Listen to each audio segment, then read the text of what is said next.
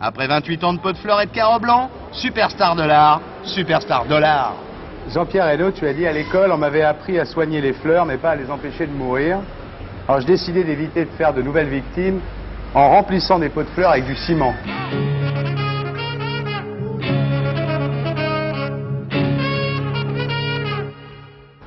D'abord, il faut que je dise que j'ai fait des études d'horticulture. Donc je devais être jardinier ou faire du paysage, des choses comme ça. Et c'était le moment de la guerre d'Algérie, c'était en 59. Bon, j'ai fait 2 ans et demi d'armée. Et au retour, vraiment, j'ai décidé que la nature, c'était terminé pour moi. Alors, je suis resté 1 an allongé sur mon lit. On m'a nourri, finalement. Je voulais absolument plus bouger. Et un jour, je me suis levé, au bout d'1 année, et j'ai descendu précipitamment dans mon garage, un peu poussé par une forme de pulsion. Et j'ai trouvé dans ce garage un pot de peinture rouge, un pot de fleurs et du ciment. Et c'est ça le commencement. J'ai mis le ciment dans le pot, je l'ai peint en rouge, et j'ai senti à ce moment-là que j'étais sauvé. Donc j'ai commencé à revivre, et j'ai commencé à naître. J'avais 23 ans. J'étais très jeune et j'avais besoin de vivre l'art un peu comme une aventure romantique, certainement. Ce qui est peut-être plus intéressant, c'est que ça fait 28 ans que je remplis des pots de fleurs avec du ciment. Et tu mets des souvenirs sous le ciment, des fois, non? Alors, parfois je glisse, c'est un peu des bouteilles à la mer. Ouais. Parfois dans le ciment, je mets des messages. Au début, je mettais mes poubelles.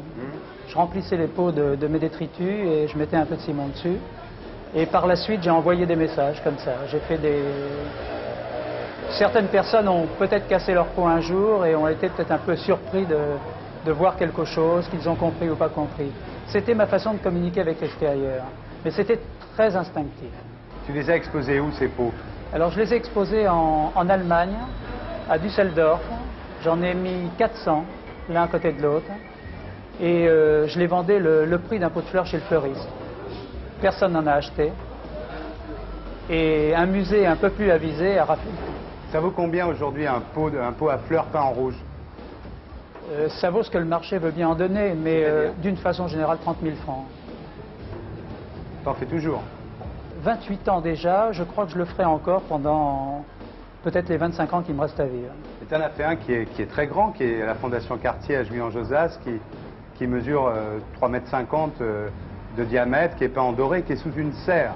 Oui, j'en ai fait un recouvert de feuilles d'or et j'avais fait un projet pour l'Arabie Saoudite qui n'a pas été réalisé encore et dont la hauteur était de 30 à 40 mètres. Donc, de toute façon, pour moi, il n'y a plus d'échelle pour les pots. Plus les pots sont grands et plus c'est moi qui rapetisse. Donc, il y a toujours ce rapport. J'en ai fait des tout petits qui font 1,5 cm que j'ai trouvé au Japon parce qu'ils rendent tout miniature. Bonsaï, oui. Voilà. Ouais. Et non, ça, j'ai vraiment trouvé quelque chose de fantastique. Et alors après, il y a eu l'histoire de la maison, quoi. J'ai décidé que je ne pouvais plus cohabiter avec le monde extérieur et j'ai décidé de faire une maison qui était une forme de blocos et je me suis enfermé dedans. C'est à la salle Saint-Cloud. À la salle Saint-Cloud. Et c'est une maison qui est entièrement recouverte. C'était une maison qui était blindée, Ouais. les portes étaient blindées, il y avait une meurtrière et j'étais très heureux à l'intérieur. C'est un bunker, quoi, c'est un mausolée. Voilà. Au premier degré, il y a toutes ces expressions comme ça, il y a tout cet expressionnisme. Mais je pense que derrière, il y a aussi un terrain qu'on défriche et qu'on laboure. Et bon, aujourd'hui, j'ai plus les mêmes fantasmes, mais je reste totalement fidèle à moi-même. Tu habites toujours dans la maison? J'habite absolument à la maison. Je l'ai fermée l'année dernière pour 20 années. Ah bon? Parce que j'étais envahi par 200 000 personnes Oui, sont passées. c'est-à-dire qu'au début, quand Yolas voulait montrer ta maison, il prêtait un autobus pour amener les gens voir ta maison. Et puis après, tu avais les badauds qui venaient la voir le dimanche, quoi, un peu comme oui, là. j'avais les badauds, mais j'avais aussi les charters qui venaient des États-Unis, d'Australie, du Japon et de partout. Parce que ça, c'est le problème des télévisions et des médias. Hein. Plus on en montre, et plus il faut en montrer. Alors, au bout de 20 ans, j'estimais que j'avais donné et j'ai cassé le truc. Et j'ai décidé de me donner 20 ans. Tu habites toujours dedans, mais on n'a plus le droit de la visiter, c'est ça? Absolument. Je vais y rentrer tout à l'heure et je l'ouvrirai en 2008. Et quand tu rentres dedans, des fois, tu ne te dis pas que tu voudrais habiter ailleurs, que... Non. C'est pas Je veux dire, est-ce que c'est pas devenu une espèce de rituel, une espèce de fidélité à peut-être plus qu'à ton image, mais à ton œuvre, et que tu préférerais habiter comme tout le monde dans un appartement ou normal? Non, je ne veux absolument pas habiter comme tout le monde. Mais par contre, dire que c'est facile, ça n'est pas facile. Mais de toute façon, moi j'ai choisi mon destin depuis très longtemps. J'ai divorcé il y a 25 ans pour vivre avec cette maison. J'avais choisi déjà. J'ai décidé que je n'aurais jamais d'enfant. J'ai décidé que je vivrais seul, définitivement. Donc il faut que j'assume aussi tout ça. Alors que je sois prisonnier de mon image, ça c'est pas contestable. Je crois que toute personne qui est égocentrique fonctionne avec l'entraînement de son image.